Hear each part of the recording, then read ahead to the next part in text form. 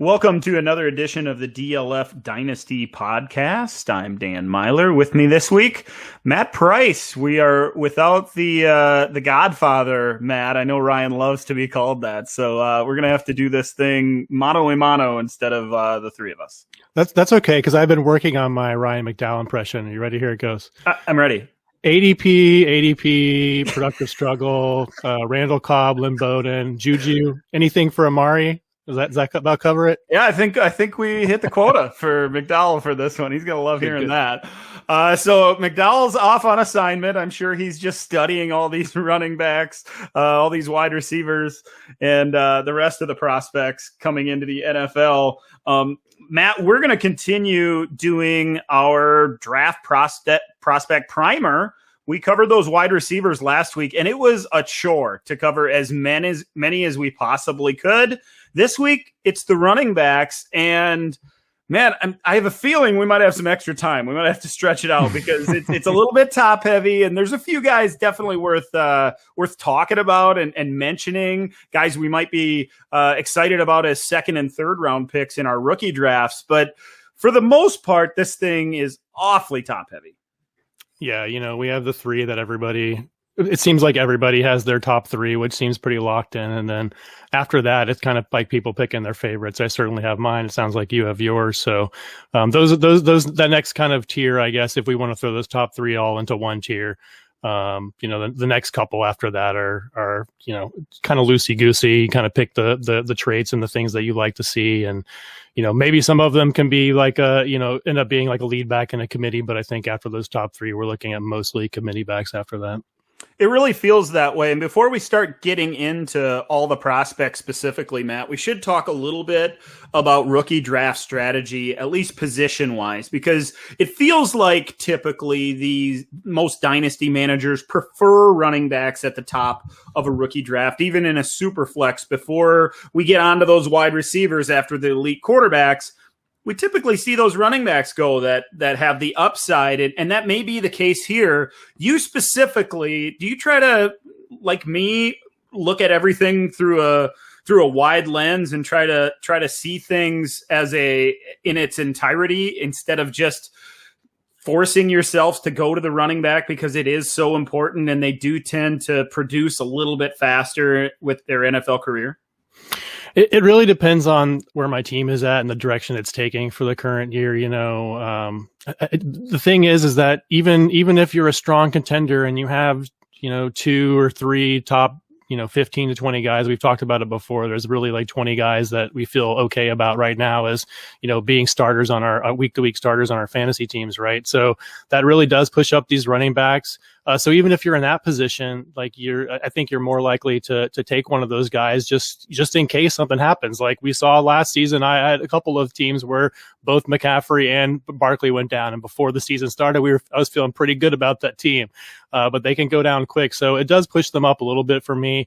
If I'm a team that I know I'm not competing in 2021, I'm probably not going to take those running backs unless my goal is to kind of hope that they produce and then be able to flip them for future assets or wide receivers or whatever. So on those kind of teams, I will put the wide receivers much higher than that. And then, of course, if you have the guys that are just, a tier above those running backs, if you want to say the guys the only one I can think of in this class is Jamar Chase, the one that I would put above the top 3 running backs. I could make an argument for Rondale Moore and some of the other guys, but really Chase is the only one that I would take above at least the 3 running backs in this class in most situations.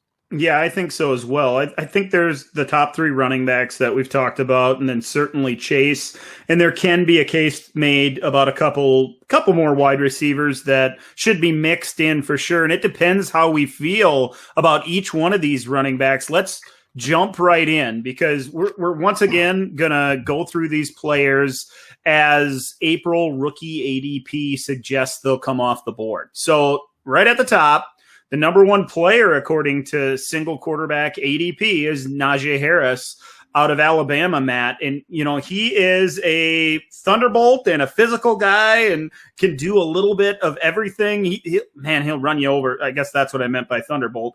Very physical, but has enough shake at the when he gets to a defender in the open field, he can shake a guy, not just run him over. Good hands. He was a weapon as a pass catcher in his final season at Alabama and really proved himself that way. So looks to be that 3-down back, a quick decision maker in the backfield, finishes his runs with that explanation point like you like to see. Very, very cutback heavy and deadly when he gets going downhill. He could be run down from behind, I guess, if you want to nitpick a little bit. And maybe he's bigger than some dynasty managers or some football fans in general might like. But that's all nitpicking. It's hard to find something about Najee Harris that you throw up a big red flag. Yeah, absolutely. He's very solid. I'm going to throw some stats out that I got from, I think, our buddy Ray Garvin. But before that, real quick, Dan, if it's okay, I'd like to just talk about like what I like to look for at the running back position, just to kind of break that down real quick. So I definitely have a type at running back, and I like the kind of the shorter back. So like in the 5'8", 5'10" range, 210 to 225. I find that those shorter, stockier guys can kind of hide behind the offensive line at times, and that low center of gravity makes it easier to get their pad level low, so you can kind of push up and through the defenders that are trying to tackle them. So kind of like those bowling balls with legs, if you want to phrase it that way. And then they're shorter. The shorter nature of them kind of lends themselves to shorter strides, which means they're generally quicker change of direction skills.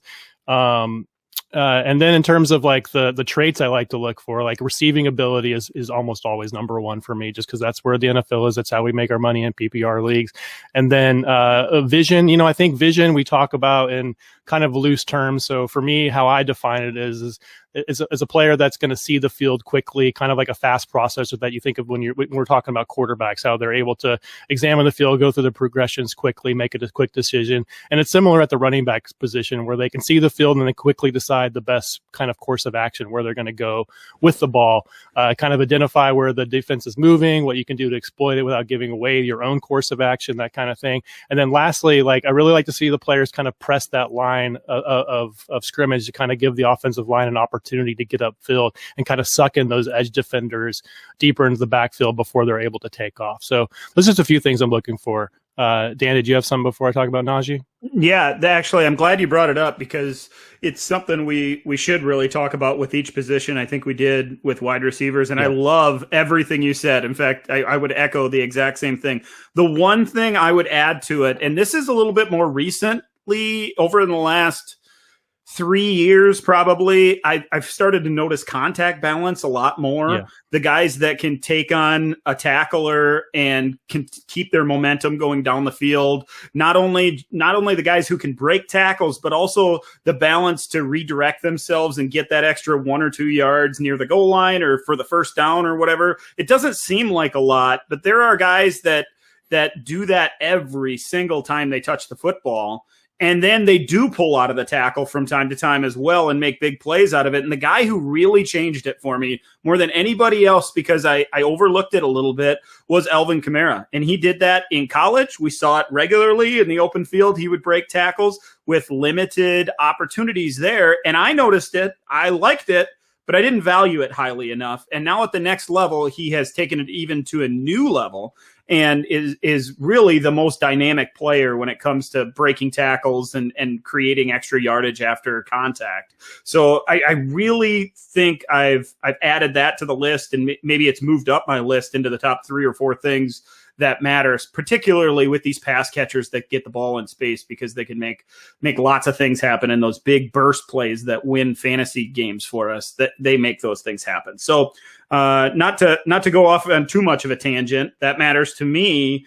You were saying on Najee Harris.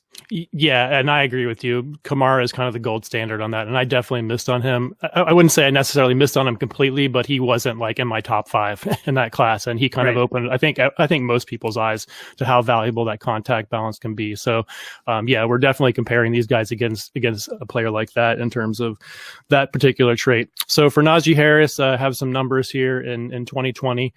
He was first in tackles avoided after the reception with 20, which is pretty impressive. 13th in yards after contact per attempt with 3.26, second in broken tackles, and on explosive runs of 15 carries or more. He actually had 18 on this season, with 465 of his total yards coming from those longer runs.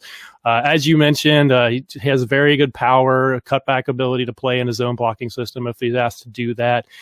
He's a receiving weapon in space and not just that dump off option. You can see him making plays down the field when they do decide to use him that way. Really impressive in terms of footwork, especially stepping over trash at the line, and obviously with his size, 6'2", 230, he can push the pile as well. And really good vision, obviously, as well. Ability to find the hole and make the decision to get there quickly.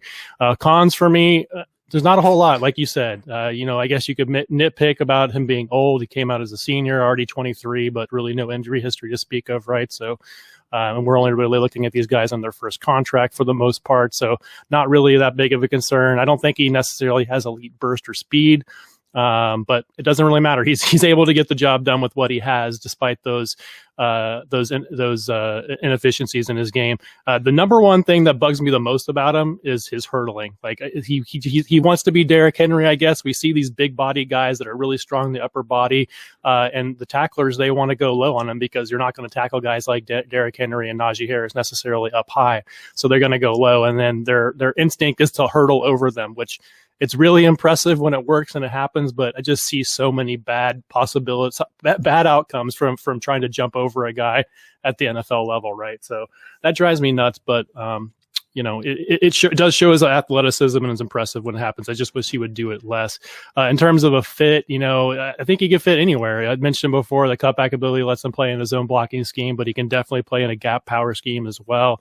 And then has, again, that cutback ability to kind of kick runs outside as well. So overall, no big complaints with him. He's not my number one back in this class, but he is number two. So if you want to take him number one overall, even over like a guy like Jamar Chase, no problem with that at all.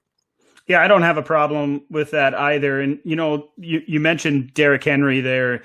That's the comparison that everybody wants to make. You also hear the Steven Jackson. And yeah. I recently talked to somebody who was a big A.J. Dillon fan who thought they're similar. So, was a big fan last year of him coming out. So it's always the big back, the big bodied bruiser that goes through the middle and makes those big plays after contact that he's going to be compared to. But what you mentioned there, that he's used as a weapon in the passing game, that's the differentiating factor here. Maybe that is more like Steven Jackson, the guy who can catch the ball and make a big play after hauling in the pass. And I think we're all excited about his upside for sure.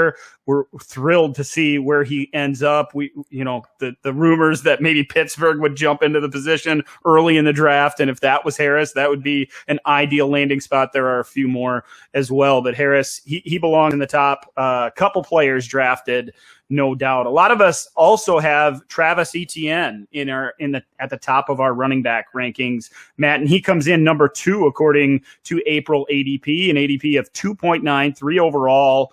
When it comes to Etienne and his upside, it's through the roof. What are your thoughts on him coming out of Clemson?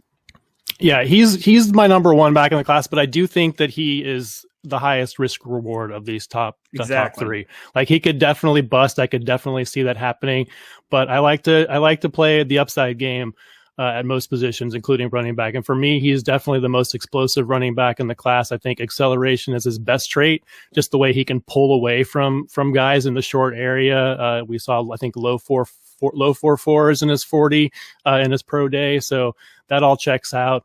I think that we talked about Kamara and his contact balance and how that's important. I think Etienne has the best contact balance in the entire class. Like, he absorbs contact and just keeps going, spins off of guys.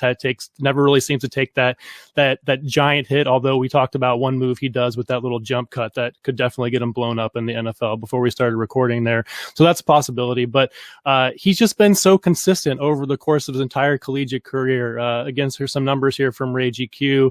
2018, 6th in yards after contact per attempt, 13th in broken tackles. 32 carries of 15 plus yards for 981 yards in 2018. In 2019, he was first in yards after contact, first in broken tackles, top 10 in receiving yards, 6th in runs, 15 plus yards, 27 carries for 800 plus yards on those long runs. 2020, we say that he he regressed a little bit, right? That's kind of the line of thinking, the narrative, so to speak. But still, 6th in yards after contact per attempt, 43 broken tackles, and still 15 carries of more than 15 plus yards. He's not the best in pass blocking, not that we necessarily care about that, but I think NFL teams do. Shows effort in pass blocking, although he could definitely use some work in that regard. We've seen him be able to be used as a receiver out of the backfield. I like to see at least one season of 30 receptions, a couple of 20 plus receptions is one of my buddies, Zach Reed's kind of line is he wants to see 2 seasons of 20 plus receptions. And Etienne did that, 30 receptions in 2019, 44 in 2020. I wouldn't say he's the most natural receiver, but when he's used that way, he can get the job done. And then for weaknesses, we talked about it a little bit. He's a straight line runner. There's no ifs, ands, and buts about it. His agility and footwork, there's not a whole much of wiggle or short area lateral agility to his game. So he definitely needs to get into space where he can just take off. But luckily, he doesn't need kind of a runway to get there. He gets up to that top speed so quickly. In terms of his vision, I know you and I agree to some extent that he slams into that line so much, but to me that shows a little bit of a willingness to actually try to go run inside before he's going to break it outside. And in terms of finding that cutback lane, he's going to need to do a better job of that in the NFL. But getting him into space, whether he's in like a shotgun or pistol or spread-based system, or using him as a receiver to get him into space, once he's there, once the ball's in his hands and he's past that line of scrimmage, I think he's the biggest home run threat in the class. So for me, that the upside of that, despite the risk of him busting, if he can't fix the things that we consider weaknesses, is enough to put him as running back 1 for me.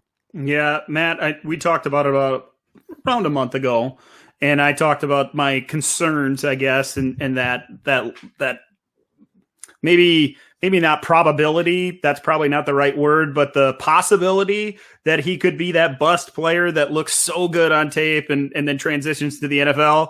I've moved him up to 1 as well. He's back up to 1. He started there in the offseason, and I kind of fell in love with Javonte Williams. Not that I don't like him anymore, but for the reasons that you mentioned, that ultimate upside, we're talking about top 3 running back type of upside because of that burst. And you talked about the lateral agility not necessarily being explosive or elite in any way, but the burst is that ability to get to full speed when he hits that crease and run through arm tackles because of that acceleration. It makes him a dynamic player for sure. The 4.41 long speed gives him the ability to pull away, that pass catching ability. And he really, I thought, in his final year at Clemson, really took his passing prowess to the next level. He caught balls away from his body, immediately got to full speed and became that almost like a kick returner, looking for that angle and trying to find that crease to make the big play. So he took his running ability to the passing game even more in his final season at Clemson.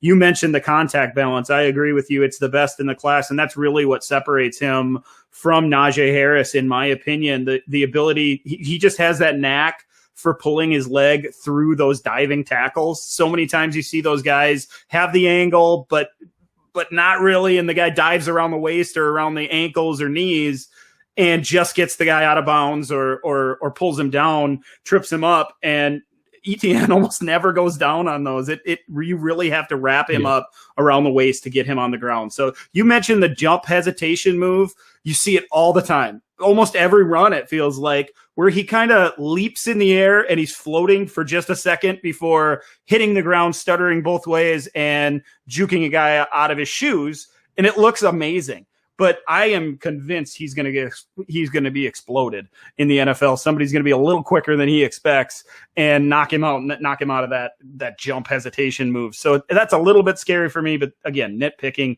Etienne is an elite player. I can see him going number 1 in rookie drafts. He's certainly one of the guys that should be considered in that top 3. So go ahead. I like that in today's NFL, where we have, where running backs are becoming just as diversified in terms of their skill sets as receivers. I like that he doesn't have to be He doesn't have to be, get 20, 25 touches a game to be effective. Like he can have an Alvin Kamara like role if the team sees him that way, and be a fantasy force, I think. So, that efficiency with his workload, if they get him in the right situations, is really attractive to me. Whereas I think Najee and maybe even to another extent, Javonte Williams, who we're about to talk about, they're much more are going to be reliant on more of a heavy workload. Whereas Etienne, I think, can get it done on less work. For sure. I completely agree. When it comes to landing spot, is there an ideal landing spot for Etienne? Is it San Francisco for you? Because that feels like the place. If he ended up there, he could instantly become one of those top 6 running backs in the league. Oh, absolutely. As long as they, put Morris out to pasture. But like we just said, he doesn't need 100 touches a game to be effective, right? So that would be incredible. I don't necessarily see that. Even like someplace like Atlanta, where they have every other piece in place and they just don't have that explosive player in the backfield, that seems like a really good fit to me. Yeah, I like that one as well. You mentioned Javonte Williams, and he's a guy who's moved up and down my rankings as well, anywhere from 1 to 3. Right now, he settles in at number 3 and is number 3 in April rookie ADP among running backs, but at 4.4. So 4 overall, still a top 5 pick, according to DLF ADP, Matt. And Williams is an interesting prospect coming out of USC because he didn't have all those. He didn't get all that work in college. He was sharing that workload throughout his career. Only ran the 4.55 40, so just the 45th percentile there, but had good explosion numbers, 91st percentile with the short shuttle, 4.09 and 22 reps. So a powerful guy, a guy that seems like a very motivated runner, right? He likes to punish people. He likes to run through tackles. He looks like he's in a hurry to get to the next spot on the field, get that extra yard at the end of his carries. Vision to find the backside cutbacks. Another guy with pretty good contact balance. He can break some tackles, always falls forward. I talked about that earlier. And then that he's so explosive at the contact point. He's one of those guys. You mentioned the size that you like to find. He's 5'10", 210. So pretty much that ideal size. He can get underneath the pad level of the defenders, and he likes to do it. He likes to get low, run through a tackler. A good but not great pass catcher, so could be a third down contributor. We'll see how that plays out in his career. When it comes to weaknesses, though, Matt, he's really a read, cut, and burst type player. He's not the slasher or the dynamic perimeter runner. He's a little bit of a one-trick pony when it comes to that. He'll run to his scheme, and it feels like he always runs where the play is designed to go, not necessarily always looking for that cutback or the big play on the outside. That can be a good thing, can be a bad thing at times when things are created on the outside, though, for sure. So Williams coming out of UNC seems like the clear number 3 running back to me, closer to number 2 than he is number 5, which makes him a really nice prospect for dynasty managers. Yeah, absolutely. And when I think about Javonte Williams, I think of what you mentioned, the power and aggression at the point of contact. If you like a running back that's going to initiate contact and just wants to run you over or throw you to the ground, it's Javonte Williams, which he is so fun to watch, I will say. Right. I just wonder how much that will necessarily translate to the NFL in terms of keeping him healthy. You mentioned the cons. That was one of them for me. Just he's so physical. Is he going to hold up? And if he doesn't matter. And receiving ability, I agree. He's more of a dump off option. He's not going to be a weapon downfield like Etienne or Harris or some of the other guys we're going to talk about. Right. Footwork, I think, is incredible for a guy his size. You mentioned the contact balance. I really like his pad level. He kind of has this move where he kind of dips that the shoulder where he's not carrying the ball at the contact point. Yep. He uses that to bounce off in this like fluid motion to kind of just throw the guy off of him and keep going.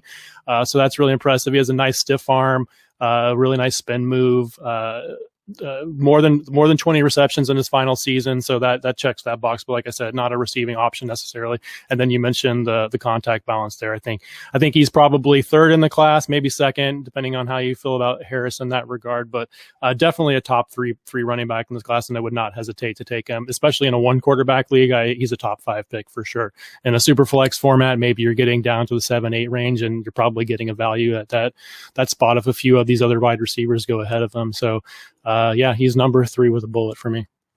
Yeah, for sure. And you mentioned he's the stiff arm and the ability to shrug off those tacklers with the off football arm. He might be one of the better in the league with that other arm, whether it's right or left. He uses it well and sheds off defenders. He doesn't give that like powerful stiff arm that just throws a guy to the ground, but he'll like fend a guy off for 3, 4, 5, 6 yards and keep running down the field. And those are valuable yards, both for any football team and a dynasty manager for sure. So obvious landing spots, once again, those big spots. Is there somewhere specific though that you'd like to see Williams? Because for me, it feels like he just needs the draft capital. We need to see him, like if he goes in round 2, no matter where he goes, it feels like that's enough for me that he'll hold on to this amount of value, and as long as he doesn't slip out of that, even if he's an early 3rd round pick, that'll be just fine. Mostly though, we see him in mocks going in round 2.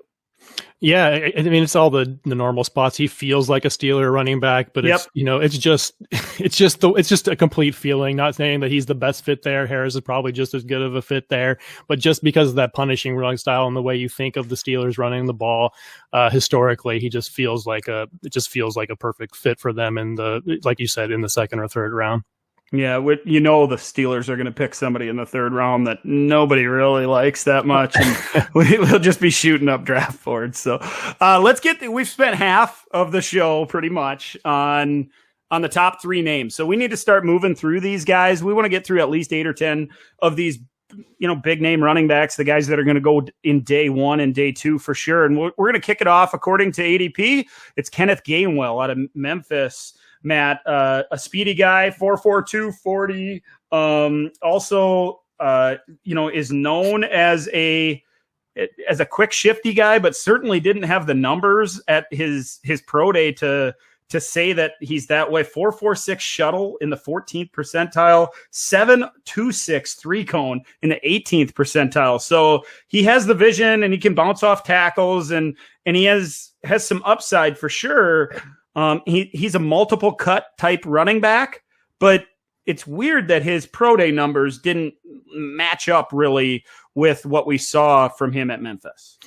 Well, I think you have to start with Gainwell and that he missed the entire 2020 season due to personal issues. He did have 4 family members die from COVID-19, which I'm sure was not great for his mental state, right? So you wonder exactly what he did in that year that he missed. Was he only dealing with those personal issues? Was he trying to get into shape for his pro day and for the NFL draft and that kind of things? And you just don't know. And like you said, especially the short shuttle and the 3 cones, like they were a little bit, they didn't match up with what we saw on tape. Like when you watch him on tape from 2019, you saw that lateral quickness and agility, but the numbers didn't work out that way. One really impressive thing in 2019, I thought, he did have over 2,000 all-purpose yards, and that was with Antonio Gibson there. He did catch 51 balls that season. That was really the only true film we have on him. So what we've seen a year ago or 2 years ago at this point was impressive, but what did he do to get ready? And it doesn't seem like he did that much. For me, it's all about the receiving ability for Kenneth Gainville. I think he's the best receiver in the class based on what we've seen. You see him being used down the field, making catches over his shoulder, being split out wide. So I don't know what his ultimate upside is in the NFL, but even if his floor is something like a James White or I don't know, like I'll just go with James White. But I think he's a better athlete than James White. So that's the best part of him. I do see him as a committee backfield kind of player. I think he could be the lead weapon in a lead back in a committee if he gets into a very pass heavy offense.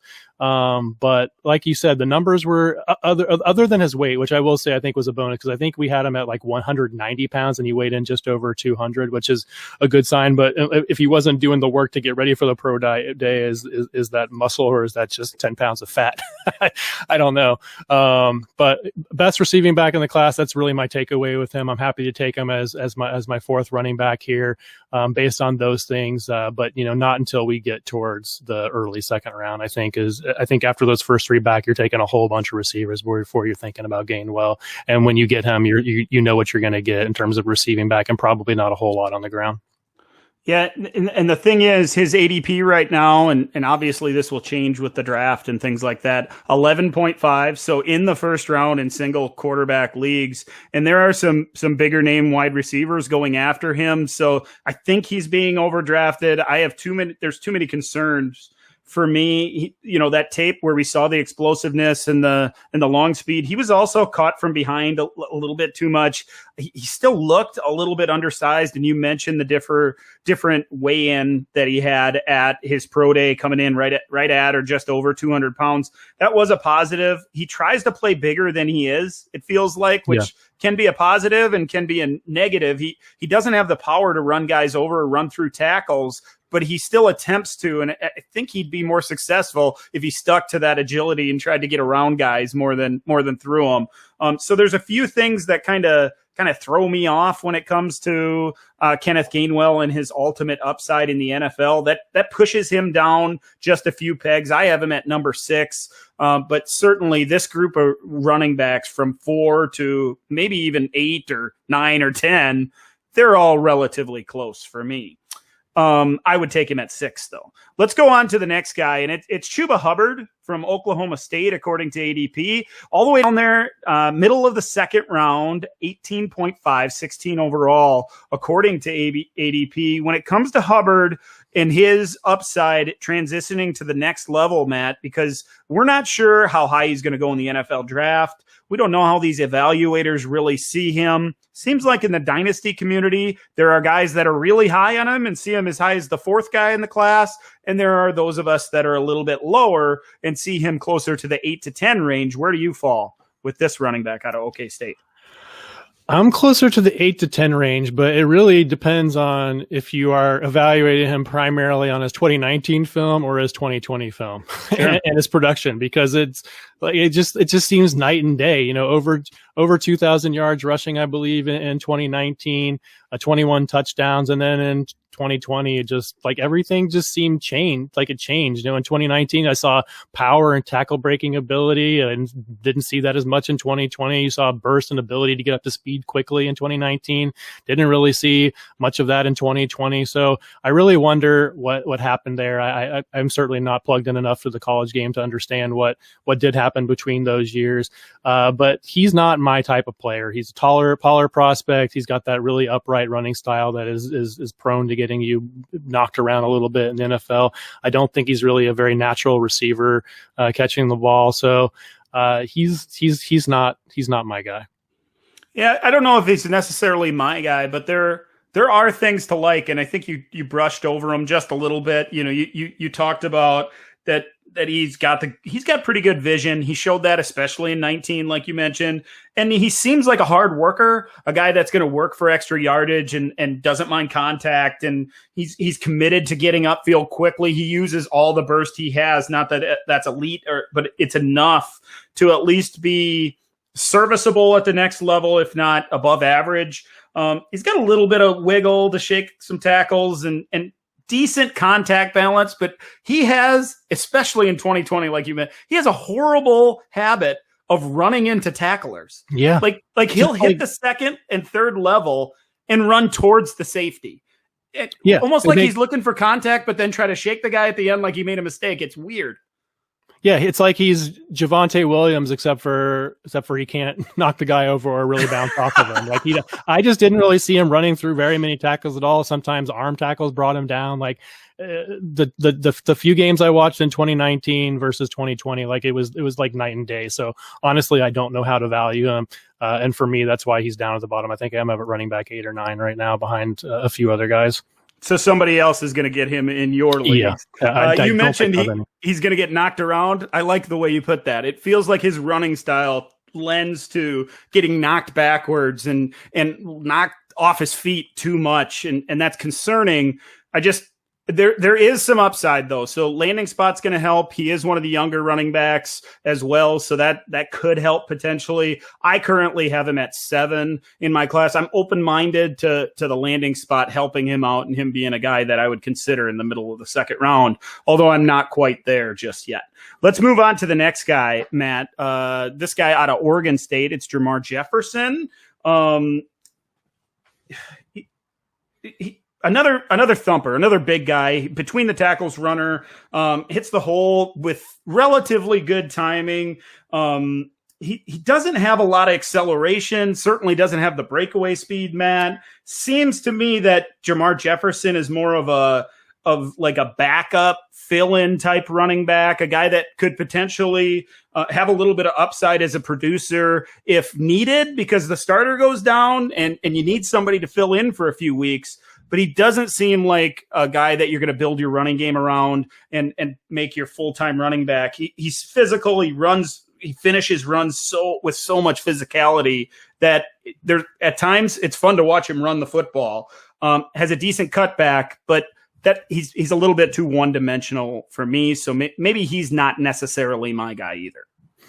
Yeah, he's really interesting because I don't think he puts together consistent film, if you will. Like he obviously had that huge game, I think, against Oregon, right? 200 and something yards and a couple of touchdowns where just it seemed almost every run was like something you could put on a highlight reel, right? But then against other games, like he never really got going. So, I don't know. That consistency is worrisome to me. He did have 25 receptions as a freshman, but then in 9 games as a sophomore, only 9 receptions. And then obviously in the shortened season in 2020, 9 receptions in 6 games. So I'm not really 100% sure about his receiving ability. I don't really see him, being used downfield in that regard. If he is, it's probably going to be a dump off option. I do think he has some nice short area bursts, nowhere in the neighborhood of guys like Travis Etienne.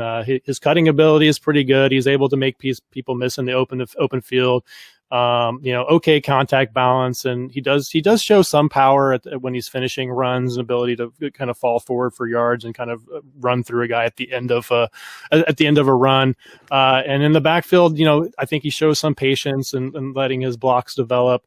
But again, kind of like Hubbard, just super upright runner. And for me, even more of a concern in terms of getting a big hit in the NFL, because he doesn't get his pads low at all. It seems like he doesn't even make an effort to kind of brace when the hit comes in, right, and to be able to explode through it. So I agree with you. I think he's going to put up some fun plays. He's fun to watch, but I don't think he's going to be a big part of any NFL offense, at least from the get-go. We'll see what his draft capital brings. He could be one of the guys that surprises on day 2. I kind of see him as more of a day 3 guy. I have him at 9 right now, mixed in with a bunch of other guys right around there. He's going in the second round in rookie ADP, 18.8, 17 overall. That's a hard pass for me.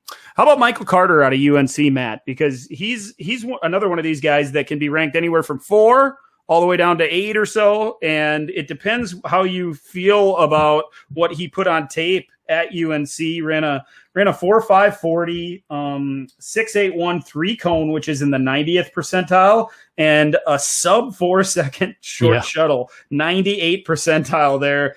That doesn't always show up crystal clear on film, but it does at times. I hope it translates. Maybe, I don't know if it's coaching or usage or what it is with him. He's an excellent perimeter runner though. And he has the quickness and the change of direction ability to even take his game to the next level potentially, maybe even be more dynamic as a big playmaker. He didn't always show that at UNC. That's probably what I meant when I said that didn't always translate onto the film, onto his college film. He does a few things really well. I mentioned that perimeter running. He cuts off blocks well, so he's able to set up those pull guards when he's running on the perimeter, and he hits the running lane downhill. Also a pretty good pass catcher, but really, although he has that quickness and that lateral agility, he doesn't have all the long speed that you like to see combined together. And there just weren't enough of those big plays that he made in college. You expect to see it. He can shake a guy. He can get to the perimeter quickly, but he'll get caught from behind or take a poor angle on a run or something like that and get caught. It's a little bit maddening. He's still, even with all these negatives, I have him at number 4 in the class because I think he could be a better pro than college back. And I see the potential, like you said at the beginning with Travis Etienne, you like to hit the home run. I think there's a potential for a home run with Michael Carter that doesn't necessarily exist with the rest of this tier of running backs. Yeah, he's in that second tier for me with a group of other guys, including Gainwell. I have him just behind Gainville at 5 in this class, and I like to see that he had three straight seasons over 20 receptions, so we know he can catch the ball. And like you said, when I think about Carter, I think about short area quickness and burst, and being able to make people miss in the open field with just his footwork. You mentioned the short shuttle, the 3.98 short shuttle would have been second best at the 2020 combine, and then the 3-cone was really impressive too. I really like 3-cone as a stat for a running back. 6.81 would have been fourth best in the 2020 at the 2020 combine. Long speed, like you said, very average. Mid 4.5s. You would think that based on his size, he would have a little bit more juice than that in the long speed game. And then he's definitely not a power runner, right? I don't really see much physicality or anything to his game. So because of the size and that lack of power and physicality, you have to wonder about his workload at the next level. And honestly, I think I said this last week, and I'm sure I'm not the only one that has said this, but he kind of reminds me of prime Giovanni Bernard. When Bernard first came out, the first season or two before we got into the Jeremy Hill experiment, and then Joe Mixon came in, Gio was a nice little back. He did a lot of things well, and I think that Carter profiles that same way. I think Greg Cosell was reading a little bit of his evaluation of him, and he kind of compared him to Clyde Edwards-Helaire, but with better speed. But I don't know if I necessarily. Ooh, that sounds pretty good, Matt. Yeah, it does.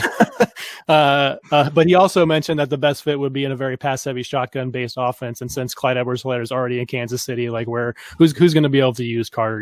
Again, I think he's going to be a third down back, and in PPR leagues that has value. So, I would much rather spend a middle second round pick if I needed a one of those kind of backs on my roster on Carter than I would be on someone like Shuba Hubbard. Yeah, for sure. And that's why I have him at number 4 in the class among running backs. He falls into that size that you talked about at the beginning, 5'8", 200 pounds. There is the concern for sure that he's just going to be a pass catcher and only going to be the guy that comes on the field on third and long when they need to make a play in the passing game. We'll see if all those skills translate. Like I said before, I think there's the potential that he wasn't fully unlocked in college. I think he showed enough in spurts or from time to time to think that he could take his game to the next level once he gets into an NFL offense. I really hope to see second-day draft capital with him, and if he gets a landing spot that's connected to a good quarterback and especially a good play caller that will use him and get him into space like he needs, he could be a surpriser in this class, and currently in the middle towards the end of the second round at 18 overall, 19.2. Last guy that we really need to touch on, because there's going to be fans out there, Matt, that really like Trey Sermon because of what he did in the NCAA playoffs out of Ohio State. 6 foot, 215, just a 4.57 40-yard dash, but 37 reps on the bench. Also had some nice explosive numbers at his pro day, 125-inch broad jump. Also had an 87th percentile 3-cone and the longest arms of any running back ever, I guess, almost 33.5-inch arms. That's pretty impressive. When it comes to Trey Sermon, if you only watched him, Matt, in the postseason, you'd think he's a top 25 pick in the NFL draft. If you watch his whole career, though, there are some red flags. Yeah, and I have him, I think, 7. And listen, I respect Matt Waldman more than pretty much anybody in terms of film watching, and he has him as his running back 1. So I could be completely wrong here. I think if that's the case, I think a lot of us in this industry are going to be very wrong on Trey Sermon. But to me, he's one of these backs that are pretty good at everything and not really bad at anything, but he doesn't really have a calling card, right? I think he's a one cut and get up the field kind of back. If he ends up in a gap scheme at the next level, I think he could be successful. Very good contact balance, play strength and finishing ability. You do see him run through, absorb or bounce off defenders to pick up extra yards. So he does have some physicality to his game as well. Receiving production is, I don't know. I can't make a good evaluation there, but in terms of the numbers that he has, in 2020, 12 receptions in 8 games, like that's not what we're looking for. In 2019, 8 receptions in 10 games, very average speed, I think, for someone his size. He does have an injury history as well. A knee injury. Was it a collarbone or clavicle or something that he hurt in the national title game and missed most of that game, right? So I don't know. I don't really know how to feel about him. He's kind of in limbo for me until we see what his draft capital is going to look like. If he goes higher than I think he will, then he could easily shoot up into the top 5, I think. But for me, he's kind of like he's got like a Jordan Howard kind of bruising run style, and he can get the tough yards, but he's not going to give you too many big plays. So for me, he's just kind of a middle of the road back that can definitely get the job done, but isn't going to provide you with any kind of exciting plays and maybe not necessarily big fantasy numbers. I really like how you put it there, Matt, that he does a lot of things well, pretty good. He's above average, and nothing as a calling card, nothing that he can stand on and say, look what I do, look what I do that nobody else can do in this class. There isn't one of those things. And because he's probably above average to good in so many categories, I might have him ranked at his upside. I have him at 5, right behind Michael Carter, right in front of Kenneth Gainwell. And it's because of that. It's really, I didn't get sucked in to what he did in the postseason, but I watched those games. I watched late season Ohio State a lot, and I walked away impressed. I loved what you said there. If he ends up in that gap running system, that's an ideal place for him, right? Because he has great size, 6 foot 215. He has enough speed as well. So there is the upside to be a full-time runner, but he has inconsistent effort, and he misses some cutback opportunities, and he doesn't always run behind his pads, although he has proven he can do that when he is that motivated runner that we saw in the postseason. He's also a little bit indecisive at times. Seems like he wants to hesitate in the backfield instead of blasting through that running lane. That didn't show up as much through that postseason run and late in Ohio State's season. So certainly a Jekyll and Hyde running back, a guy that has upside and could be that top 5 running back that you mentioned, and I have him priced there right now. But right now he's going at the end of the second round. That seems like a value to me. I'm willing to invest at that point. We could see draft capital that shoots him up this list, though.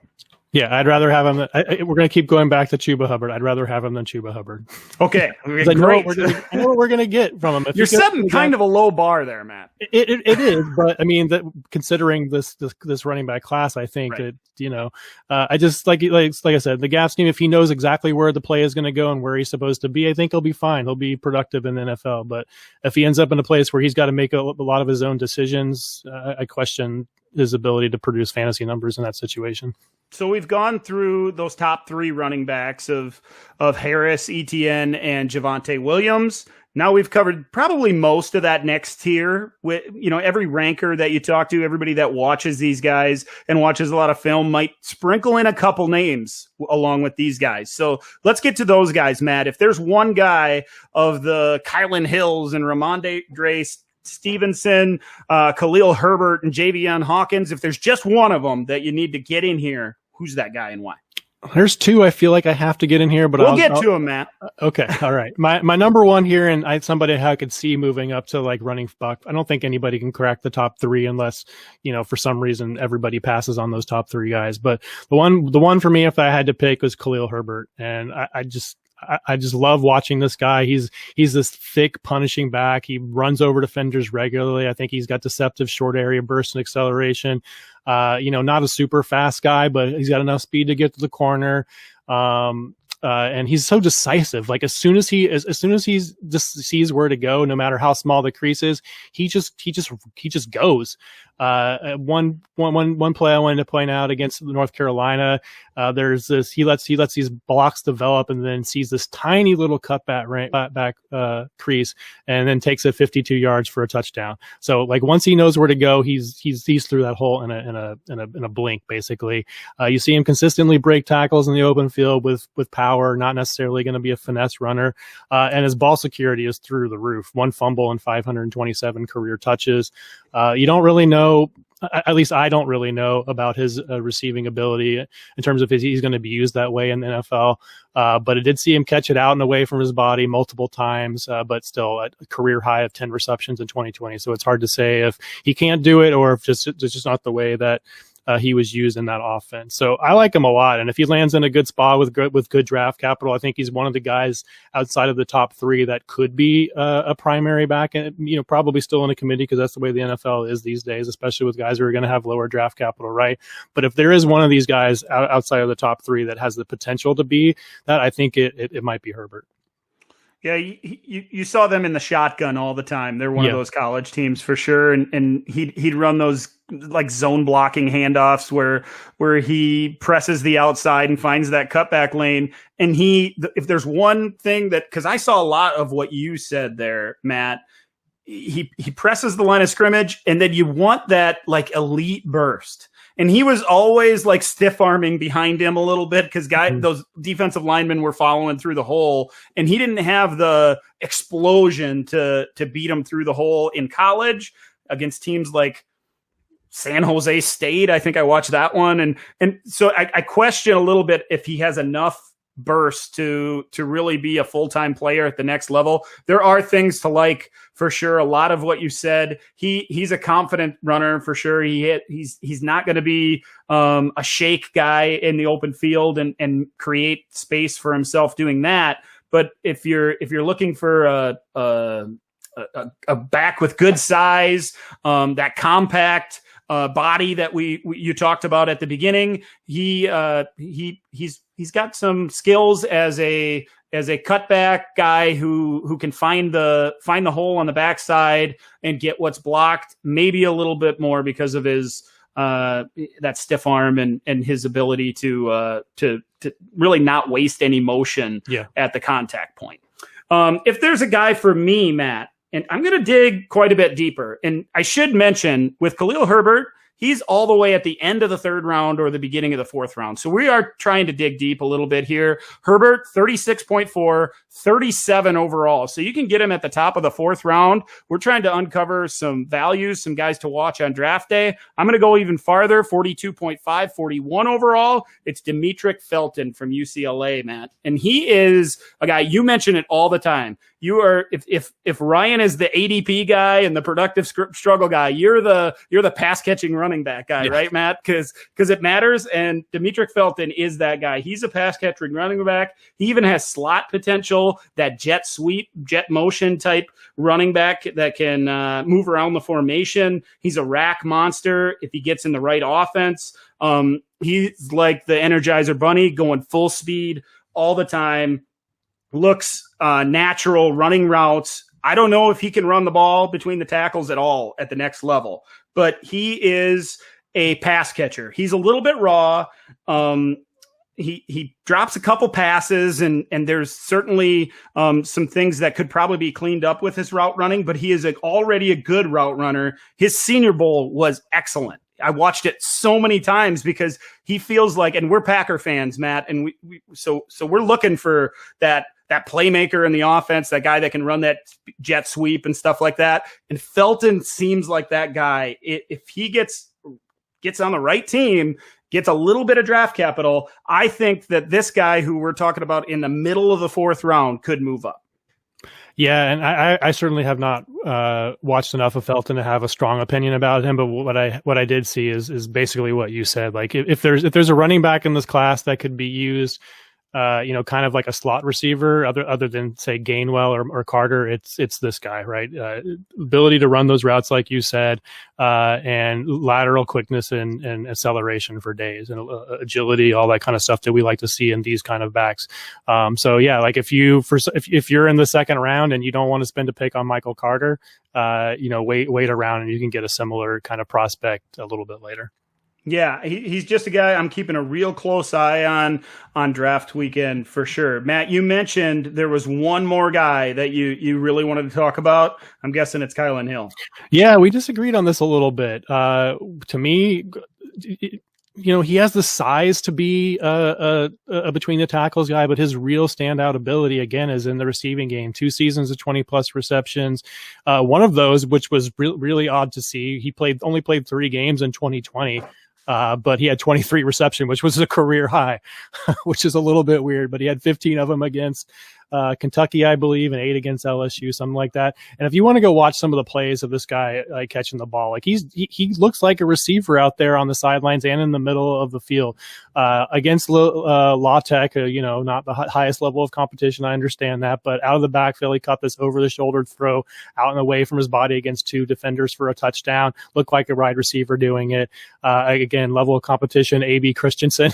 He ripped through the middle part of the field and that seam and kind of looks back over his shoulder and is able to adjust the ball to catch it behind him while keeping his speed and running away from defenders. And then against Kentucky, this like leaping body control catch at the sideline, which he plays like a wide receiver out there.